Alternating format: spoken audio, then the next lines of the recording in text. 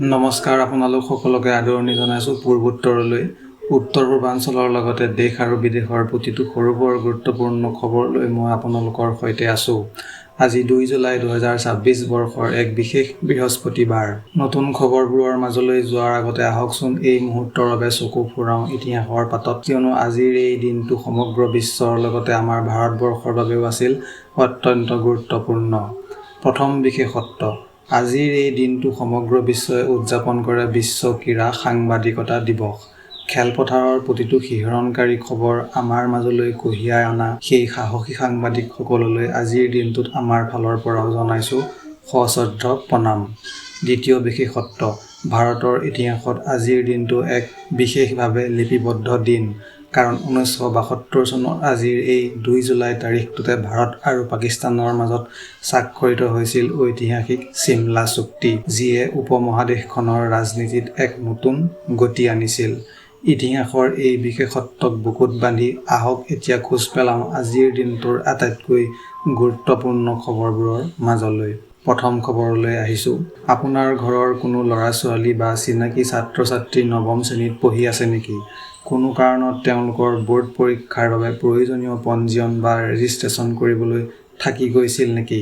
তেন্তে এই গুৰুত্বপূৰ্ণ খবৰটো আপোনাৰ বাবেই, কিয়নো অসম ৰাজ্যিক স্কুলীয়া শিক্ষা বৰ্ডে দিছে এক শেষ সুযোগ। দ্য চেণ্টিনেলৰ এক গুৰুত্বপূৰ্ণ প্ৰতিবেদন অনুসৰি ৰাজ্যৰ বহুসংখ্যক ছাত্ৰ-ছাত্ৰীৰ ভৱিষ্যতৰ প্ৰতি লক্ষ্য ৰাখি শিক্ষা বৰ্ডে নৱম শ্ৰেণীৰ পঞ্জীয়ন পৰ্টেলটো পুনৰ এসপ্তাহৰ বাবে মুকলি কৰি দিছে। যিসকল শিক্ষাৰ্থী পূৰ্বৰ নিৰ্ধাৰিত সময়ত পঞ্জীয়ন কৰাৰ পৰা বঞ্চিত হৈছিল, তেওঁলোকে এতিয়া এই অতিৰিক্ত সময়ছোৱাত নিজৰ প্ৰক্ৰিয়া সম্পূৰ্ণ কৰিব পাৰিব। বৰ্ডৰ তৰফৰ পৰা ৰাজ্যৰ সকলো চৰকাৰী আৰু ব্যক্তিগত খণ্ডৰ বিদ্যালয়সমূহলৈ এক কঠোৰ নিৰ্দেশনা জাৰি কৰা হৈছে। এই এসপ্তাহৰ সময়ক এক চূড়ান্ত সময়সীমা বা ফাইনেল ডেডলাইন হিচাপে ঘোষণা কৰা হৈছে। ইয়াৰ পিছত কোনো কাৰণতে আৰু সময় বৃদ্ধি কৰা নহ'ব বুলি বৰ্ডে স্পষ্ট কৰি দিছে। গতিকে যদি কোনো বিদ্যালয়ৰ শিক্ষাৰ্থীৰ পঞ্জীয়ন এতিয়াও বাকী আছে, তেন্তে জৰুৰীভাৱে এই পৰ্টেলৰ জৰিয়তে প্ৰক্ৰিয়াটো সম্পূৰ্ণ কৰিবলৈ কোৱা হৈছে, কাৰণ অলপ অসাৱধানতাৰ বাবেই ছাত্ৰ-ছাত্ৰীসকলৰ এটা সম্পূৰ্ণ বছৰ নষ্ট হৈ যাব পাৰে। পৰৱৰ্তী খবৰ, হিমালয়ৰ বুকুৰ এখন শান্ত সুন্দৰ ঠাই, ছিকিমৰ লাচুং উপত্যকা। কিন্তু এই অতি পৰিচিত সুন্দৰতাৰ আঁৰত এতিয়া থমকি ৰৈছে এটা ডাঙৰ প্ৰশ্ন, ভৱিষ্যতে কোনে মনত ৰাখিব এই ইয়াকবোৰক? সময়ৰ পৰিৱৰ্তন আৰু জলবায়ুৰ কবলত পৰি লাচুঙৰ পুৰণি ঐতিহ্য এতিয়া লাহে লাহে হেৰাই যাবলৈ ধৰিছে। ইষ্ট মোজোৰ এক বিশেষ প্ৰতিবেদন অনুসৰি লাচুঙৰ থলুৱা ডোকপা বা ইয়াক পালকসকলৰ যি পুৰণি মৌখিক পৰম্পৰা আছিল, সেয়া এতিয়া ধ্বংসৰ গৰাহত। কিয়নো নতুন প্ৰজন্মই এতিয়া চহৰমুখী জীৱন যাপন কৰিবলৈ লৈছে। যিটো সময়ত এসময়ত লাচুঙৰ প্ৰতিটো পৰিয়ালে শ শ ইয়াক পালন কৰিছিল, এতিয়া সেই সংখ্যা আঙুলিৰ মূৰত গণিব পৰা হৈ পৰিছে। পাহাৰৰ বুকুত শুনা পোৱা সেই ইয়াকৰ ঘণ্টাৰ শব্দ এতিয়া যেন এক অতীতৰ কথাহে হৈ পৰিছে। লাচুঙৰ বয়োজ্যেষ্ঠ লোকসকলৰ মুখৰ গীত আৰু সাধুকথাবোৰতেই কেৱল জীয়াই আছে ইয়াক পালনৰ এই ইতিহাস। যদিহে এই পৰম্পৰাগত জ্ঞান আৰু চৰণীয়া পথাৰসমূহ সংৰক্ষণ কৰা নহয়, তেন্তে হয়তো অনাগত দিনত কেৱল কিতাপৰ পাততেই আবদ্ধ হৈ ৰ'ব ছিকিমৰ এই গৌৰৱোজ্জ্বল ঐতিহ্য। আজি প্ৰকৃত আৰু মানুহৰ এই যুঁজত আটাইতকৈ ডাঙৰ সংকট নামি আহিছে হিমালয়ৰ এই প্ৰাণীবোৰলৈ। পৰৱৰ্তী খবৰ, চাকৰিৰ পাছত দৌৰি থকাৰ এই যুগত নাগালেণ্ডৰ 8গৰাকী যুৱক-যুৱতীয়ে দেখুৱাই দিলে এক নতুন পথ। তেওঁলোকে কেৱল নিজৰ বাবেই নহয়, আন 10জনৰ বাবেও সংস্থাপনৰ সৃষ্টি কৰি ৰাজ্যখনলৈ কঢ়িয়াই আনিছে এক ব্যৱসায়িক বিপ্লৱ। ইষ্ট মোজোৰ এক বিশেষ প্ৰতিবেদন অনুসৰি নাগালেণ্ড চৰকাৰে শেহতীয়াকৈ ৰাজ্যখনৰ 8গৰাকী প্ৰতিভাৱান আৰু নিষ্ঠাৱান উদ্যোগীক তেওঁলোকৰ অনবদ্য অৱদানৰ বাবে এক মৰ্যাদাপূৰ্ণ বঁটাৰে সন্মানিত কৰিছে। যি সময়ত উত্তৰ পূৰ্বাঞ্চলত ঔদ্যোগিকৰণৰ বাবে এক উপযুক্ত পৰিৱেশৰ প্ৰয়োজন আছিল, তেনে সময়তে কৃষি, হস্তশিল্প, প্ৰযুক্তি আৰু সামাজিক উন্নয়নৰ দৰে বিভিন্ন ক্ষেত্ৰত এই 8গৰাকী ব্যক্তিয়ে নিজৰ মেধাৰ পৰিচয় দিছে। চৰকাৰী এই স্বীকৃতিয়ে কেৱল এইসকল উদ্যোগীৰে মনোবল বঢ়োৱা নাই, বৰঞ্চ নাগালেণ্ডৰ হাজাৰ হাজাৰ যুৱ প্ৰজন্মক নিজাকৈ কিবা এটা কৰাৰ বাবে এক নতুন আশাৰ পোহৰ দেখুৱাইছে। বঁটা প্ৰদান অনুষ্ঠানত উপস্থিত থকা বিশিষ্ট ব্যক্তিসকলে কয় যে এই যুৱ উদ্যোগীসকল হৈছে নাগালেণ্ডৰ অৰ্থনীতিৰ নতুন চালিকা শক্তি। তেওঁলোকৰ এই সফলতাৰ যাত্ৰাই প্ৰমাণ কৰিলে যে সপোন দেখিলে আৰু তাক পূৰণ কৰিবলৈ কঠোৰ পৰিশ্ৰম কৰিলে সমগ্ৰ সমাজে আপোনাক সন্মান জনাবলৈ বাধ্য হয়। পৰৱৰ্তী খবৰ। আইনৰ ৰক্ষকেই যেতিয়া ভক্ষক হয় তেতিয়া সাধাৰণ ৰাইজ কাৰ ওচৰলৈ যাব? দেশৰ আটাইতকৈ সন্মানীয় পুলিচ সেৱা অৰ্থাৎ IPS বিষয়াৰ আসনত বহি কৰা এক ভয়ংকৰ কাণ্ডই এতিয়া জোকাৰি গৈছে সমগ্ৰ আৰক্ষী প্ৰশাসনক। দ্য চেণ্টিনেলৰ এক ধামাকা খবৰ অনুসৰি কেন্দ্ৰীয় তদন্তকাৰী সংস্থা CBI এক বৃহৎ অভিযান চলাই গ্ৰেপ্তাৰ কৰিছে হাৰিয়ানা কেডাৰৰ হাই প্ৰফাইল IPS বিষয়া দীপক গহলাৱতক। তেওঁৰ বিৰুদ্ধে থকা গুৰুতৰ অভিযোগটো শুনিলে আপোনাৰো চকু কঁপালত উঠিব। এটা গোচৰ ৰফা-দফা কৰাৰ বিনিময়ত তেওঁ দাবী কৰিছিল সমগ্ৰ ৩ কোটি টকাৰ উৎকোচ। CBIৰ এক গোপন সূত্ৰই প্ৰকাশ কৰা মতে এক বিশেষ জাল পেলাই এই কোটিটকীয়া ঘোষ কেলেংকাৰীৰ সৈতে জড়িত থকাৰ পোনপটীয়া প্ৰমাণ লাভ কৰাৰ পিছতেই বিষয়াগৰাকীক জিম্মাত লোৱা হয়। কেৱল দীপক গহলাৱতেই নহয়, এই বৃহৎ ধনৰ লেনদেনৰ সৈতে আৰক্ষী আৰু একাংশ উচ্চপদস্থ বিষয়া তথা মধ্যভোগী জড়িত থকাৰ সন্দেহ প্ৰকাশ কৰিছে তদন্তকাৰী সংস্থাই। এজন আইনৰক্ষীয়ে নিজৰ ক্ষমতাৰ অপব্যৱহাৰ কৰি কেনেকৈ এনেধৰণৰ ক'লা ধনৰ কাৰবাৰ চলাই আছিল তাক লৈ এতিয়া তীব্ৰ চাঞ্চল্যৰ সৃষ্টি হৈছে। CBI ইতিমধ্যে বিষয়াগৰাকীৰ বাসগৃহ আৰু বিভিন্ন স্থানত তালাচী চলাই বহুতো আপত্তিজনক নথিপত্ৰ জব্দ কৰিছে। এই ঘটনাৰ আঁৰত আৰু কিমান ডাঙৰ মুৰব্বী জড়িত আছে সেয়া এতিয়া CBIৰ তদন্ততহে পোহৰলৈ আহিব। পৰৱৰ্তী খবৰ। চাৰিওফালে কেৱল পানী আৰু পানী। নাই কোনো পকী ৰাস্তা, নাই কোনো ডাঙৰ হস্পিটাল। তেনে এক পৰিৱেশত যদি মাজনিশা কাৰোবাৰ তীব্ৰ জ্বৰ উঠে বা কোনো গৰ্ভৱতী মহিলাই যন্ত্ৰণাত ছটপটায় তেন্তে তেওঁলোকৰ বাবে ভগৱান স্বৰূপ হৈ পৰে কোন? দ্য চেণ্টিনেলৰ এক বিশেষ প্ৰতিবেদন অনুসৰি শোণিতপুৰ জিলাৰ ব্ৰহ্মপুত্ৰৰ দুৰ্গম চৰ-চাপৰিবাসীৰ বাবে এতিয়া জীয়াই থকাৰ এক অন্যতম সাৰথি হৈ পৰিছে বোট ক্লিনিক বা নাও হস্পিটালসমূহ। যিবোৰ অঞ্চললৈ আধুনিক চিকিৎসা সেৱা গৈ পোৱাটো এক সপোন আছিল, এতিয়া সেই বিশেষ নাওবোৰে বুকুত কঢ়িয়াই লৈ গৈছে অভিজ্ঞ চিকিৎসক, নাৰ্ছ আৰু প্ৰয়োজনীয় ঔষধ পাতি। নদীৰ বুকুত থকা এই চহৰসমূহৰ হাজাৰ হাজাৰ দুখীয়া পৰিয়ালে এতিয়া নিজৰ ঘৰৰ কাষতেই লাভ কৰিছে বিনামূলীয়া চিকিৎসা পৰীক্ষা, শিশুৰ টিকাকৰণ আৰু জৰুৰীকালীন ঔষধ। বানপানী আৰু প্ৰকৃতিৰ কালৰূপৰ মাজতো বোট ক্লিনিকৰ স্বাস্থ্যকৰ্মীসকলে নিজৰ জীৱন তুচ্ছ কৰি চলাই গৈছে এই মানৱীয় সেৱা। এয়া কেৱল এখন চিকিৎসা প্ৰদান কৰা নাও নহয়, বৰঞ্চ শিক্ষা আৰু স্বাস্থ্য সজাগতাৰো এক ডাঙৰ মাধ্যম। নদীৰ বুকুত চলি থকা এই নীৰৱ বিপ্লৱে প্ৰমাণ কৰিছে যে যলৈকে শাসন বা আধুনিক ব্যৱস্থা সহজে যাব নোৱাৰে তালৈকো মানৱতা আৰু কৰ্তব্যই বাট বিচাৰি ল'ব পাৰে। পৰৱৰ্তী খবৰ। ফুটবল প্ৰেমীসকল সাজু হওক, কাৰণ এছিয়াৰ আটাইতকৈ পুৰণি আৰু ঐতিহাসিক ফুটবল টুৰ্ণামেণ্ট ডুৰণ্ড কাপ পুনৰ এবাৰ আমাৰ মাজলৈ ঘূৰি আহিছে। আপোনাৰ প্ৰিয় দলটোক সমৰ্থন কৰিবলৈ আৰু ষ্টেডিয়ামত বহি চিঞৰিবলৈ এতিয়াৰে পৰাই দিন গণিবলৈ আৰম্ভ কৰি দিয়ক। দ্য চেণ্টিনেলৰ এক ধামাকা খবৰ অনুসৰি অহা 25 জুলাইৰ পৰা চৰকাৰীভাৱে আৰম্ভ হ'ব 135 সংখ্যক ডুৰণ্ড কাপ। আৰু সকলোতকৈ ডাঙৰ সুখবৰটো হৈছে ফুটবলৰ অন্যতম প্ৰাণকেন্দ্ৰ গুৱাহাটী মহানগৰী পুনৰ এবাৰ এই মহাৰণৰ সাক্ষী হ'বলৈ সম্পূৰ্ণৰূপে সাজু হৈ উঠিছে। আমাৰ ঘৰুৱা দল অৰ্থাৎ ডিফেণ্ডিং চেম্পিয়ন নৰ্থ-ইষ্ট ইউনাইটেড FCয়ে এইবাৰ নিজৰ খিতাপ অক্ষুণ্ণ ৰখাৰ যুঁজখন ঘৰৰ খেলপথাৰ গুৱাহাটীৰ পৰাই আৰম্ভ কৰিব। যোৱা বছৰৰ সেই ঐতিহাসিক বিজয়ৰ পিছত এইবাৰ পুনৰ ঘৰুৱা দৰ্শকৰ সন্মুখত দলটোৱে কেনে প্ৰদৰ্শন কৰে তাক লৈ এতিয়া সমগ্ৰ উত্তৰ-পূৰ্বাঞ্চলৰ ক্ৰীড়াপ্ৰেমীৰ মাজত ব্যাপক উৎসাহ উদ্দীপনা দেখিবলৈ পোৱা গৈছে। দেশ-বিদেশৰ নামী-দামী ফুটবল ক্লাবসমূহে অংশগ্ৰহণ কৰিবলগীয়া এই টুৰ্ণামেণ্টখনে গুৱাহাটীৰ ক্ৰীড়া জগতখনক এক নতুন মাত্ৰা প্ৰদান কৰিব। তেন্তে আপুনি নৰ্থ-ইষ্ট ইউনাইটেডৰ এই খেলসমূহ উপভোগ কৰিবলৈ কিমান উৎসাহিত? পৰৱৰ্তী খবৰ।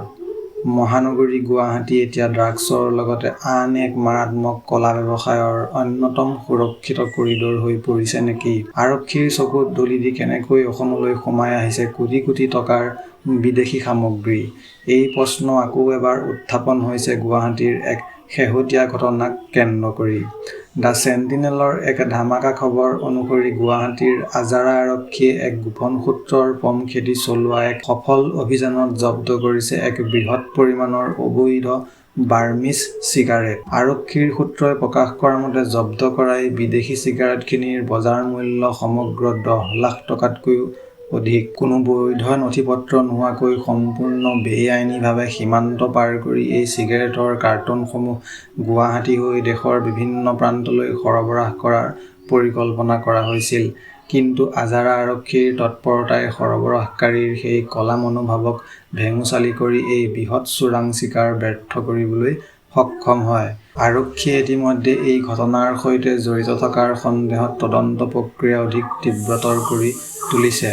ইয়াৰ আঁৰত আন্তঃৰাষ্ট্ৰীয় পৰ্যায়ৰ কোনো ডাঙৰ চিণ্ডিকেট জড়িত আছে নেকি?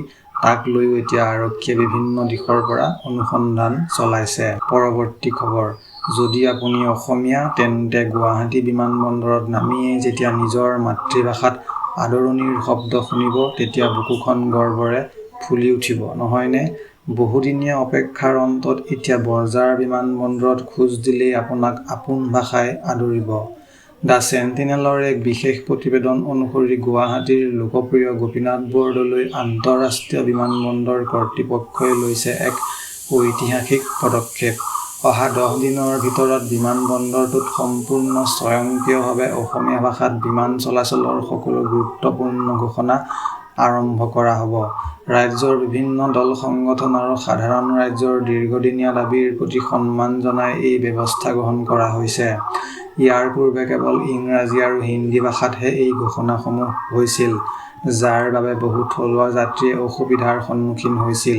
কিন্তু এতিয়াৰ পৰা যাত্ৰীসকলে নিজৰ ভাষাতে বিমানৰ সময়সূচী, সুৰক্ষা নিৰ্দেশনা আৰু আনুষংগিক তথ্যসমূহ অতি সহজে বুজি পাব। বিমানবন্দৰ কৰ্তৃপক্ষই জনোৱা মতে এই নতুন প্ৰযুক্তিৰ বাবে প্ৰয়োজনীয় প্ৰস্তুতি প্ৰায় সম্পূৰ্ণ হৈ উঠিছে। থলুৱা ভাষা আৰু সংস্কৃতিৰ প্ৰসাৰৰ ক্ষেত্ৰত বিমানবন্দৰ কৰ্তৃপক্ষৰ এই পদক্ষেপে এতিয়া সকলোৰে পৰা লাভ কৰিছে ভূয়সী প্ৰশংসা। পৰৱৰ্তী খবৰ। যেতিয়া বিশ্বৰ এখন আগশাৰীৰ আৰু আটাইতকৈ শক্তিশালী দেশৰ ৰাষ্ট্ৰপ্ৰধানে আমাৰ অসমৰ গুৰুত্বক লৈ আন্তঃৰাষ্ট্ৰীয় মঞ্চত আলোচনা কৰে তেতিয়া প্ৰতিগৰাকী অসমীয়াৰ বাবে সেয়া এক অত্যন্ত গৌৰৱৰ বিষয় হৈ পৰে। হয়, সমগ্ৰ উত্তৰ-পূৰ্বাঞ্চলৰ ভূ-ৰাজনৈতিক প্ৰেক্ষাপটত অসম এতিয়া বিশ্বৰ বাবে এক অন্যতম আকৰ্ষণ। দ্য চেণ্টিনেলৰ এক সুদূৰপ্ৰসাৰী গুৰুত্বপূৰ্ণ প্ৰতিবেদন অনুসৰি জাপানৰ প্ৰধানমন্ত্ৰী টাকাইচি চানায়ে শেহতীয়াকৈ সমগ্ৰ উত্তৰ-পূৰ্বাঞ্চলৰ উন্নয়ন আৰু ভাৰত-জাপানৰ কূটনৈতিক সম্পৰ্কৰ ক্ষেত্ৰত অসমৰ মুখ্য ভূমিকাক বিশেষভাৱে প্ৰশংসা কৰিছে। তেওঁ স্পষ্টকৈ উল্লেখ কৰিছে যে উত্তৰ-পূবৰ বিকাশ আৰু এই অঞ্চলটোক দক্ষিণ-পূব এছিয়াৰ সৈতে সংযোগ কৰাৰ ক্ষেত্ৰত অসমে এক মূল চালিকা শক্তি বা পিভটেল ৰোল পালন কৰি আহিছে। জাপান চৰকাৰে ইতিমধ্যে উত্তৰ-পূৰ্বাঞ্চলৰ আন্তঃগাঁথনি, পথ নিৰ্মাণ আৰু জলসম্পদ ব্যৱস্থাপনাৰ দৰে গুৰুত্বপূৰ্ণ প্ৰকল্পত ব্যাপক বিনিয়োগ কৰিছে।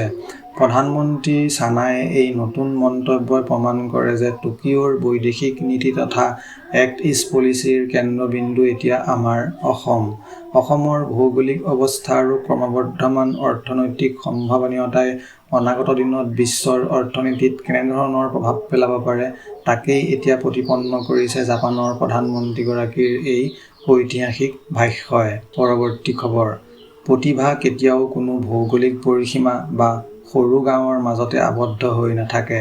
কঠোৰ পৰিশ্ৰম আৰু দৃঢ়তাই যে সমগ্ৰ দেশৰ বুকুত নিজৰ নাম উজ্বলাই তুলিব পাৰে তাকেই আকৌ এবাৰ প্ৰমাণ কৰি দেখুৱালে অসমৰ এজন মেধাৱী ছাত্ৰই। সমগ্ৰ দেশৰ লাখ লাখ শিক্ষাৰ্থীক পিছ পেলাই এতিয়া ৰাষ্ট্ৰীয় পৰ্যায়ৰ শীৰ্ষত জিলিকি উঠিছে আমাৰ অসমৰ সন্তান। দ্য চেণ্টিনেলৰ এক অতি গৌৰৱৰ খবৰ অনুসৰি অসমৰ বোকাখাতৰ কমাৰ গাঁৱৰ মেধাৱী ছাত্ৰ বৰণ বিকাশ দেউৰীয়ে সমগ্ৰ ভাৰতবৰ্ষৰ ভিতৰতে অত্যন্ত কঠিন বুলি গণ্য কৰা আইজাৰ এপ্টিটিউড টেষ্টত লাভ কৰিছে সৰ্বোচ্চ প্ৰথম স্থান। দেশৰ আগশাৰীৰ বিজ্ঞান শিক্ষা আৰু গৱেষণা প্ৰতিষ্ঠানসমূহত নামভৰ্তিৰ বাবে অনুষ্ঠিত হোৱা এই পৰীক্ষাত বৰণৰ এই সাফল্যই এতিয়া সমগ্ৰ ৰাজ্যখনলৈকে গৌৰৱ কঢ়িয়াই আনিছে। বিজ্ঞান জগতত নিজৰ কেৰিয়াৰ গঢ়াৰ সপোন দেখা বৰণে সৰুৰে পৰাই পঢ়া-শুনাত অত্যন্ত তীক্ষ্ণ আছিল। এক সাক্ষাৎকাৰত প্ৰকাশ পোৱা মতে নিয়মিত অধ্যয়ন আৰু গভীৰ মনোযোগেই আছিল তেওঁৰ এই ঐতিহাসিক সফলতাৰ মূল চাবিকাঠি। বৰণৰ এই অভূতপূৰ্ব কৃতিত্বৰ খবৰ বিয়পি পৰাৰ লগে লগে এতিয়া কমাৰগাঁৱৰ বাসগৃহত এক উৎসৱমুখৰ পৰিৱেশৰ সৃষ্টি হৈছে।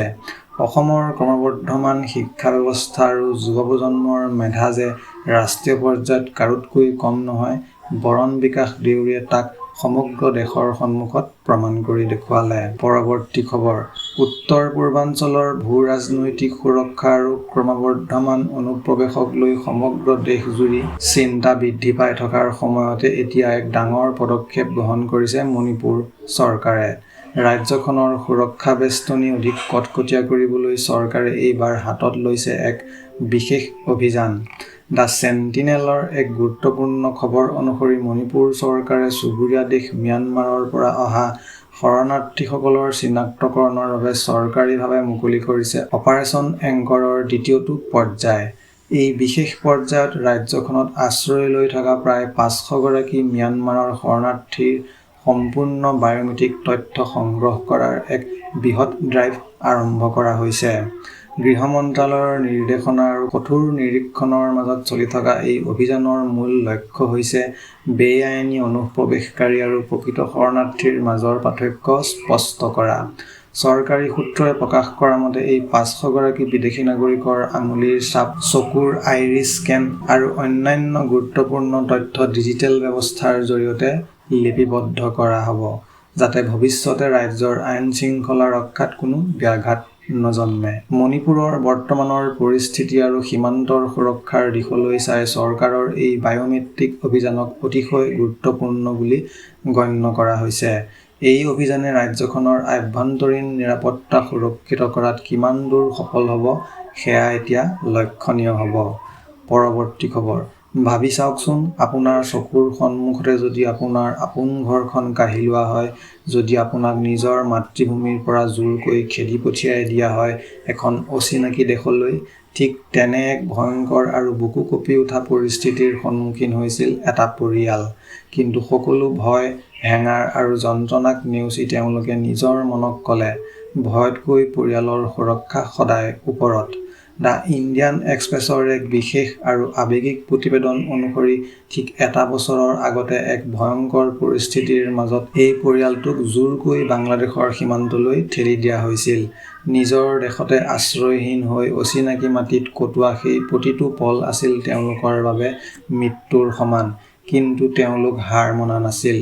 আইনী প্ৰক্ৰিয়া আৰু বহু সংগ্ৰামৰ অন্তত তেওঁলোকক পুনৰ ভাৰতলৈ উভতাই অনা হয়। আৰু আজি সেই কলা দিনটোৰ এটা বছৰ সম্পূৰ্ণ হোৱাৰ পিছত তেওঁলোকে নিজৰ হেৰুৱা জীৱনটো পুনৰ নতুনকৈ গঢ়িবলৈ চেষ্টা কৰিছে। শৰীৰত যন্ত্ৰণাৰ দাগ আৰু মনত পুৰণি ভয় এতিয়াও সজীৱ। কিন্তু চকুৰ সন্মুখত আছে সন্তানৰ ভৱিষ্যত আৰু বুকুত আছে জীয়াই থকাৰ অদম্য হেঁপাহ। শূন্যৰ পৰা ব্যৱসায় বা কাম-কাজ আৰম্ভ কৰি তেওঁলোকে এতিয়া সমাজত নিজৰ হেৰুৱা মৰ্যাদা ঘূৰাই আনিবলৈ দিনে নিশাই পৰিশ্ৰম কৰিছে। ভুক্তভোগী পৰিয়ালটোৱে সংবাদ মাধ্যমৰ সন্মুখত প্ৰকাশ কৰা মতে, ভয় খালে আপুনি শেষ হৈ যাব। আমি আমাৰ সন্তান আৰু পৰিয়ালৰ মুখলৈ চাই সকলো ভয়ক জয় কৰিবলৈ শিকিছোঁ। সীমান্ত অঞ্চলৰ জটিল ৰাজনীতি আৰু মানৱীয় সংকটৰ মাজত এই পৰিয়ালটোৰ ঘূৰি অহাৰ কাহিনী কেৱল এটা খবৰ নহয়, বৰঞ্চ এয়া হৈছে মানুহৰ ইচ্ছাশক্তি আৰু পৰিয়ালৰ প্ৰতি থকা মৰ্যাদাৰ এক অনন্য উদাহৰণ।